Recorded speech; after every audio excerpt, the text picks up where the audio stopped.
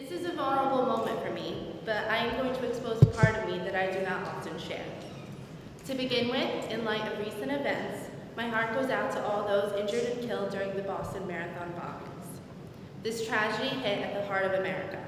It has reopened old wounds of September 11th for everyone, including myself. As you can probably tell from my unique name, I'm Turkish, and I pride myself on my heritage. I remember telling my 20-plus peers in kindergarten that instead of celebrating with a tree for Christmas or a menorah for Hanukkah, we fasted for Ramadan.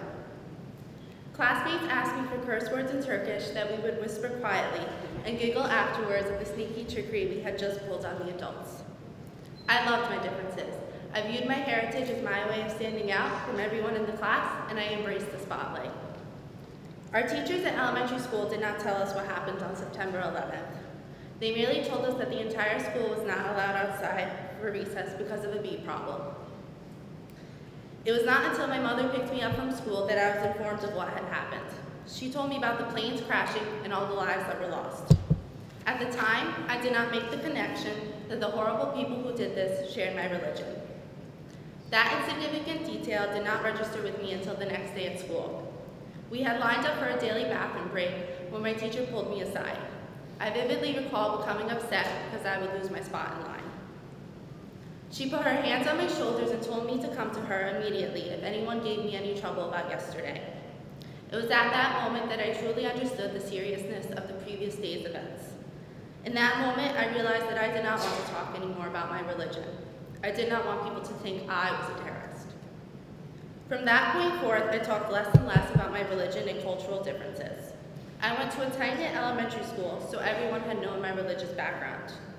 When I moved on to middle school, however, I kept my religion private. No one ever asked, and I never felt the need to tell anyone. After attending a private Catholic high school, I felt even more ashamed of my religion. My burden was my own internal pressure to fit in. I wanted to appear to be just like everyone else. I did not want to be known as the Muslim girl. For a theology assignment during my freshman year, we were asked a series of questions about our Catholic upbringing, and I lied throughout the entire assignment, pretending I was always raised a Catholic. I felt it was easier to lie about my religion than deal with the consequences of the truth. Even though I have been raised as a Muslim, the events of 9/11 have caused me to question my faith more and more.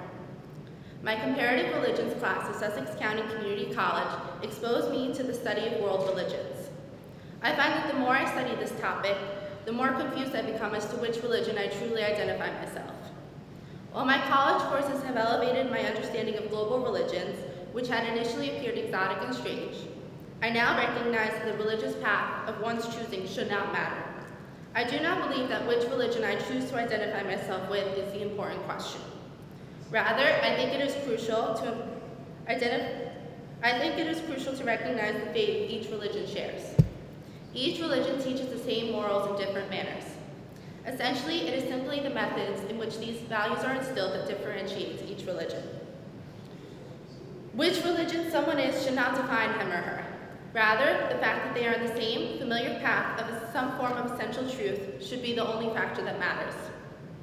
As a human race, our similarities outweigh our differences. We all seek hope and find gratification through religion. We cannot let our individual variables determine our lives. The essential question should not be which faith someone is, but instead if he or she is a person who strives to be a good moral being. One's quest for identity undoubtedly intertwines with the culture to which one belongs. However, it is the person's responsibility to not let this culture dictate the person he or she ultimately becomes. I have gone through highs and lows living as a Muslim in America, but I now realize that being an American Muslim does not define who I am. I am a student, a sister, a daughter, and a friend.